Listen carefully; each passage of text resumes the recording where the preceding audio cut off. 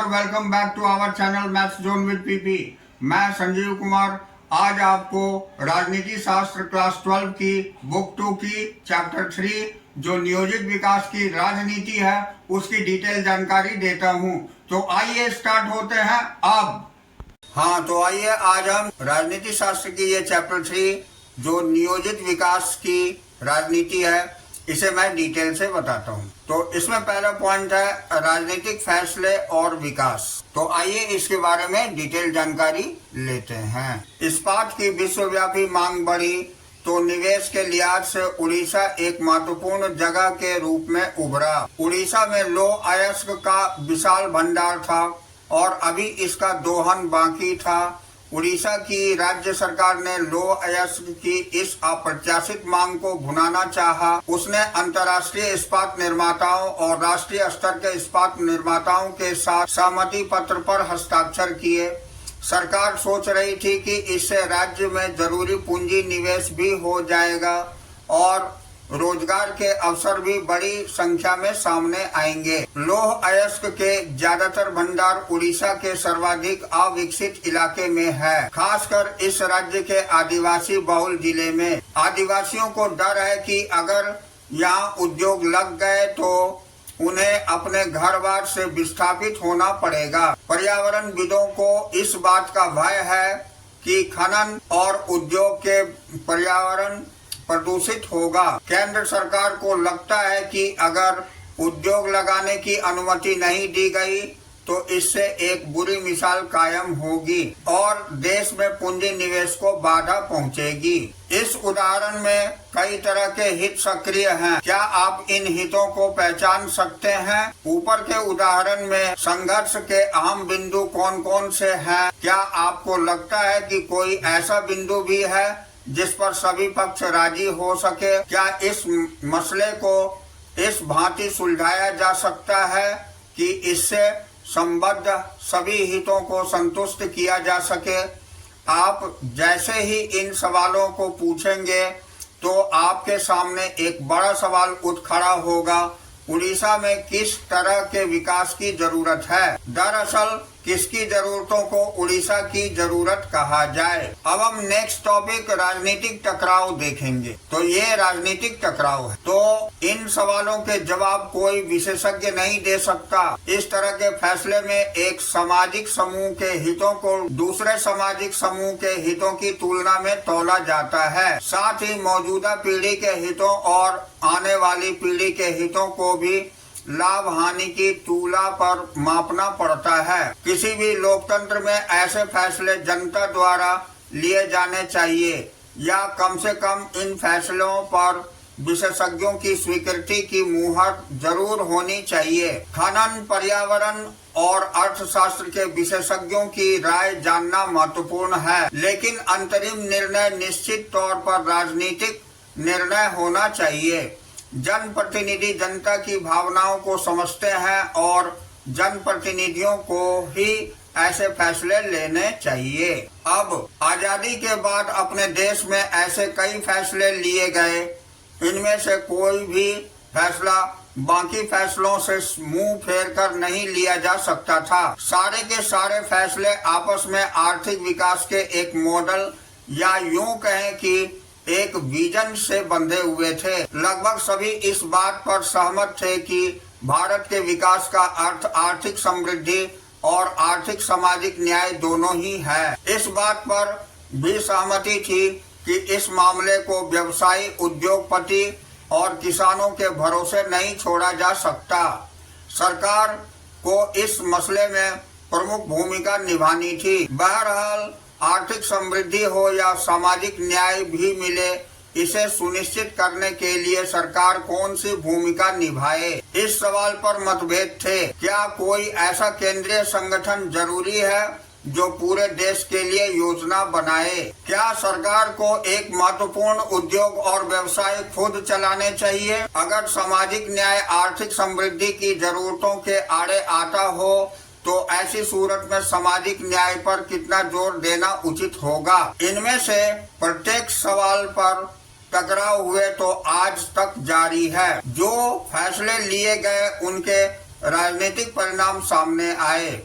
इनमें से अधिकतर मसलों पर राजनीतिक रूप से कोई फैसला लेना ही था और इसके लिए राजनीतिक दलों से सलाह मशविरा करना जरूरी था। साथ ही जनता की स्वीकृति भी हासिल करनी थी। इसी कारण भारत की राजनीति के इतिहास को जानने के लिए हमें विकास के कथाक्रम को पढ़ना जरूरी है। अब आइए हम अगला टॉपिक विकास की धारणाएं देखते हैं। तो ये हमारी विकास की धारणाएं हैं। अक्सर इन टकरावों के पीछे विकास की धारणाओं का हाथ होता है। उड़ीसा के उदाहरण से हमें पता चलता है कि इतना कह देने भर से बात नहीं बनती कि हर कोई विकास चाहता है। जनता के विभिन्न तबकों के लिए विकास के अर्थ अलग अलग होते हैं। मिसाल के लिए इस्पात संयंत्र बैठाने की योजना बना रहे उद्योगपति, इस्पात के किसी शहरी उपभोक्ता और इस्पात संयंत्र के लिए प्रस्तावित इलाके में रह रहे किसी आदिवासी के लिए विकास का अर्थ अलग अलग होगा। इस कारण विकास से जुड़ी कोई भी चर्चा विवादों से परे नहीं होती। अब आजादी के बाद पहले दशक में एक इस सवाल पर खूब बहसें हुई। उस वक्त लोग बाग विकास की बात आते ही पश्चिम का हवाला देते थे कि विकास का पैमाना पश्चिमी मुल्क है। आज भी एक अर्थ में हम इस बात को लक्ष्य कर सकते हैं। विकास का अर्थ था ज्यादा से ज्यादा आधुनिक होना और आधुनिक होने का अर्थ था पश्चिमी औद्योगिक देशों की तरह होना। माना जाता था कि पश्चिमी मुल्कों की तरह हर देश को आधुनिकीकरण की प्रक्रिया से गुजरना होगा। जिस तरह पश्चिमी मुल्क में आधुनिकीकरण के कारण पुरानी सामाजिक संरचना टूटी और पूंजीवाद तथा उदारवाद का उदय हुआ, उसी तरह दुनिया के बाकी देशों में भी होगा। आधुनिकीकरण को समृद्धि, भौतिक प्रगति और वैज्ञानिक तर्क बुद्धि का पर्यायवाची माना जाता था। विकास की ऐसी धारणा को मानने के कारण तब हर कोई विभिन्न देशों को विकसित, विकासशील और अविकसित बताकर उसके बारे में अपनी बातें कहता था। आजादी के वक्त हिंदुस्तान के सामने विकास के दो मॉडल थे। पहला उदारवादी पूंजीवादी मॉडल था। यूरोप के अधिकतर हिस्सों और संयुक्त राष्ट्र अमेरिका में यही मॉडल अपनाया गया था। दूसरी समाजवादी मॉडल था। इसे सोवियत संघ ने अपनाया था। आप इन दोनों विचारधाराओं के बारे में पढ़ चुके हैं और आप यह भी जानते हैं कि दो महाशक्तियों के बीच शीत युद्ध का दौर चला था। उस वक्त हिंदुस्तान में बहुत से लोग विकास के सोवियत मॉडल से गहरे तौर पर प्रभावित थे। ऐसे लोगों में भारतीय कम्युनिस्ट पार्टी के ही नहीं बल्कि सोशलिस्ट पार्टी और खुद कांग्रेस के नेहरू तक शामिल थे। अमेरिकी तर्ज के पूंजीवादी विकास के पैरोकार बहुत कम थे। आजादी के आंदोलन के दौरान ही एक सहमति बन गई थी कि नेताओं की इस पसंद में यही सहमति प्रतिबिंबित हो रही थी। राष्ट्रवादी नेताओं के मन में यह बात बिल्कुल साफ थी कि आजाद भारत की सरकार के आर्थिक सरोकार अंग्रेजी हुकूमत के आर्थिक सरोकारों से एकदम अलग होंगे। आजाद भारत की सरकार अंग्रेजी हुकूमत की तरह संकुचित व्यापारिक हितों की पूर्ति के लिए काम नहीं करेगी। आजादी के आंदोलन के दौरान ही यह बात भी साफ हो गई थी कि गरीबी मिटाने और सामाजिक आर्थिक पुनर्वितरण के काम का मुख्य जिम्मा सरकार का होगा। नेताओं में इन बातों को लेकर बहस छिड़ी। कुछ औद्योगिकरण को उचित रास्ता मानते थे तो कुछ की नजर में कृषि का विकास करना और ग्रामीण क्षेत्र की गरीबी को दूर करना सर्वाधिक जरूरी था। अब हम नेक्स्ट पॉइंट नियोजन देखते हैं। तो मतभेदों के बावजूद एक बिंदु पर सभी सहमत थे कि विकास का काम निजी हाथों में नहीं सौंपा जा सकता और सरकार के लिए जरूरी है कि इस विकास का एक खाका अथवा योजना तैयार करे। दरअसल अर्थव्यवस्था के पुनर्निर्माण के लिए नियोजन के विचार को 1940 और 1950 के दशक में पूरे विश्व में जन समर्थन मिला था। यूरोप महामंदी का शिकार होकर कुछ सबक सीख चुका था। जापान और जर्मनी ने युद्ध की विभीषिका झेलने के बाद अपनी अर्थव्यवस्था फिर खड़ी कर ली थी और सोवियत संघ ने 1930 और 1940 के दशक में भारी कठिनाइयों के बीच शानदार आर्थिक प्रगति की थी। इन सारी बातों के कारण नियोजन के पक्ष में दुनिया भर में हवा बह रही थी। अब इस तरह देखें तो योजना आयोग कोई आकस्मिक आविष्कार नहीं था। दरअसल यह कहानी अपने आप में बड़ी दिलचस्प है। हम आमतौर पर सोचते हैं कि निजी निवेशक मसलन उद्योगपति और बड़े व्यापारिक उद्यमी नियोजन के पक्ष में नहीं होते। वे एक खुली अर्थव्यवस्था चाहते हैं जहां पूंजी के बहाव पर सरकार का कोई अंकुश न हो। लेकिन भारत में ऐसा नहीं हुआ। 1944 में उद्योगपतियों का एक तबका एकजुट हुआ। इस समूह ने देश में नियोजित अर्थव्यवस्था चलाने का एक संयुक्त प्रस्ताव तैयार किया। इसे बॉम्बे प्लान कहा जाता है। बॉम्बे प्लान की मंशा थी कि सरकार औद्योगिक तथा अन्य आर्थिक निवेश के क्षेत्र में बड़े कदम उठाए। इस तरह चाहे दक्षिणपंथी हो अथवा वामपंथी, उस वक्त सभी चाहते थे कि देश नियोजित अर्थव्यवस्था की राह पर चले। भारत के आजाद होते ही योजना आयोग अस्तित्व में आया। प्रधानमंत्री इसके अध्यक्ष बने। भारत अपने विकास के लिए कौन सा रास्ता और रणनीति अपनाएगा, यह फैसला करने में इस संस्था ने केंद्रीय और सबसे प्रभावशाली भूमिका निभाई। अब हम अगला पॉइंट शुरुआती कदम देखते हैं। तो ये हमारी शुरुआती कदम है। तो सोवियत संघ की तरह भारत के योजना आयोग ने भी पंचवर्षीय योजनाओं का विकल्प चुना। इसके पीछे एक सीधा साधा विचार था कि भारत सरकार अपनी तरह से एक दस्तावेज तैयार करेगी जिसमें अगले 5 सालों के लिए उसकी आमदनी और खर्च की योजना होगी। इस योजना के अनुसार केंद्र सरकार और सभी राज्य सरकार के बजट को 2 हिस्सों में बांटा गया। एक हिस्सा गैर योजना व्यय का था। उसके अंतर्गत सालाना आधार पर दैनंदिन मदों पर खर्च करना था। दूसरा हिस्सा योजना व्यय का था। योजना में तय की गई प्राथमिकताओं को ध्यान में रखते हुए इसे 5 साल की अवधि में खर्च करना था। पंचवर्षीय योजना पर अमल करने का एक फायदा यह था कि सरकार के सामने अर्थव्यवस्था की एक बड़ी तस्वीर होती थी और वह अर्थव्यवस्था में लंबी अवधि के हस्तक्षेप कर सकती थी। 1951 में प्रथम पंचवर्षीय योजना का प्रारूप जारी हुआ और इसी साल नवंबर में इस योजना का वास्तविक दस्तावेज भी जारी किया गया। इससे देश में गहमागहमी का माहौल पैदा हुआ।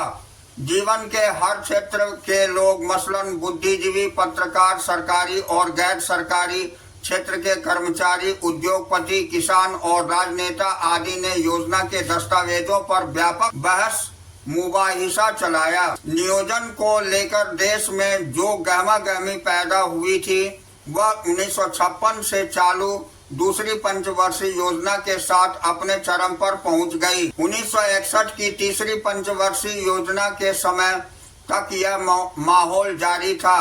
चौथी पंचवर्षीय योजना 1966 से चालू होनी थी, लेकिन इस वक्त तक नियोजन का नयापन एक हद तक मंद पड़ गया था और भारत गहन आर्थिक संकट की चपेट में आ चुका था। सरकार ने पंचवर्षीय योजना को थोड़ी देर का विराम देने का फैसला किया। हालांकि इन योजनाओं की प्राथमिकताओं और प्रक्रिया को लेकर अनेक आलोचनाएं सामने आई, लेकिन यह बात सच है कि इस वक्त तक भारत के आर्थिक विकास की बुनियाद पड़ चुकी थी। अब हम अगला टॉपिक प्रथम पंचवर्षीय योजना देखेंगे। तो ये हमारी प्रथम पंचवर्षीय योजना है। तो आइए इसके बारे में डिटेल जानकारी प्राप्त करते हैं। तो प्रथम पंचवर्षीय योजना 1951 से 56 की कोशिश देश को गरीबी के मकड़जाल से निकालने की थी। योजना को तैयार करने में जुटे विशेषज्ञों के एक के.एन. राज थे। इस युवा अर्थशास्त्री की दलील थी कि अगले 2 दशक तक भारत को अपनी चाल धीमी रखनी चाहिए क्योंकि तेज रफ्तार विकास से अर्थव्यवस्था को नुकसान पहुंचेगा।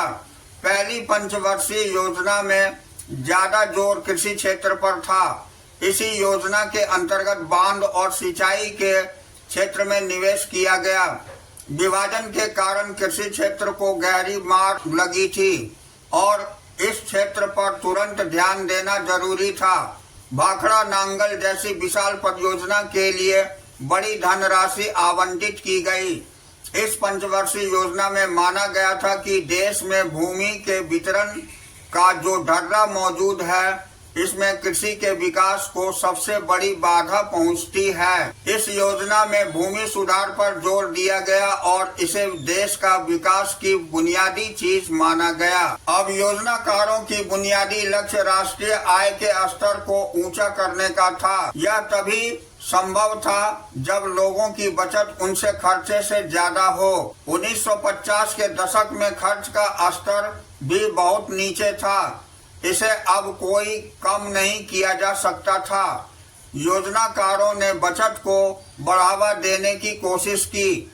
यह काम भी कठिन था क्योंकि देश में रोजगार के काबिल जितने लोग थे, उनकी तुलना में देश का मौजूदा पूंजी भंडार कम था। बहरहाल नियोजन की प्रक्रियाओं में लोगों की बचत तीसरी पंचवर्षीय योजना तक बढ़ी, लेकिन यह बचत उम्मीद के अनुरूप नहीं थी। प्रथम पंचवर्षीय योजना की शुरुआत में इससे कहीं ज्यादा बचत की उम्मीद की गई थी। बाद के दिनों में यानी 1960 के दशक से लेकर 1970 के दशक के शुरुआती सालों तक बचत की मात्रा में लगातार कमी आई। अब हम अगला टॉपिक औद्योगिकरण का तेज रफ्तार देखेंगे। तो ये हमारी औद्योगिकरण का तेज रफ्तार है, इसे डिटेल से देखते हैं। तो दूसरी पंचवर्षीय योजना में भारी उद्योगों के विकास पर जोर दिया गया। पीसी महालनोविस के नेतृत्व में अर्थशास्त्रियों और योजनाकारों की एक टोली ने यह योजना तैयार की थी। पहली योजना का मूल मंत्र था धीरज, लेकिन दूसरी योजना की कोशिश तेज गति से संरचनात्मक बदलाव करने की थी। इसके लिए हर संभव दिशा में बदलाव की बात तय की गई थी। सरकार ने देशी उद्योगों को संरक्षण देने के लिए आयात पर भारी शुल्क लगाया। संरक्षण की इस नीति से निजी और सार्वजनिक क्षेत्र के उद्योगों को आगे बढ़ने में मदद मिली, क्योंकि इस अवधि में बचत और निवेश दोनों ही बढ़ रहे थे। इसलिए बिजली, रेलवे, इस्पात, मशीनरी और संचार जैसे उद्योगों को सार्वजनिक क्षेत्र में विकसित किया जा सकता था। दरअसल औद्योगिकरण पर दिए गए इस जोर ने भारतीय अर्थव्यवस्था के विकास को एक नया आयाम दिया। बहरहाल इसके साथ कुछ समस्याएं भी थी। भारत प्रौद्योगिकी के लिहाज से पिछड़ा हुआ था और विश्व बाजार में प्रौद्योगिकी खरीदने में उसे अपनी बहुमूल्य विदेशी मुद्रा खर्च करनी पड़ी। इसके अतिरिक्त उद्योगों ने कृषि की अपेक्षा निवेश को ज्यादा आकर्षित किया। ऐसे में खाद्यान्न संकट की आशंका अलग से सता रही थी। भारत के योजनाकारों को उद्योग और कृषि के बीच संतुलन साधने में भारी कठिनाई आई। तीसरी पंचवर्षीय योजना दूसरी योजना से कुछ खास अलग नहीं थी। आलोचकों ने ध्यान दिलाया है कि इस समय से योजना की रणनीतियों में सीधे साधे शहरों की तरफदारी होती नजर आती है। कुछ अन्य लोगों का मानना था कि कृषि की जगह उद्योग को प्राथमिकता देकर गलती की गई। कुछ ऐसे भी लोग थे जो चाहते थे कि भारी उद्योगों की जगह कृषि आधारित उद्योगों पर जोर दिया जाए। तो यहाँ हमारी ये चैप्टर समाप्त होती है। फिर हम लोग मिलेंगे अगले क्लास में। तो that's all for today. We will meet again on the next class.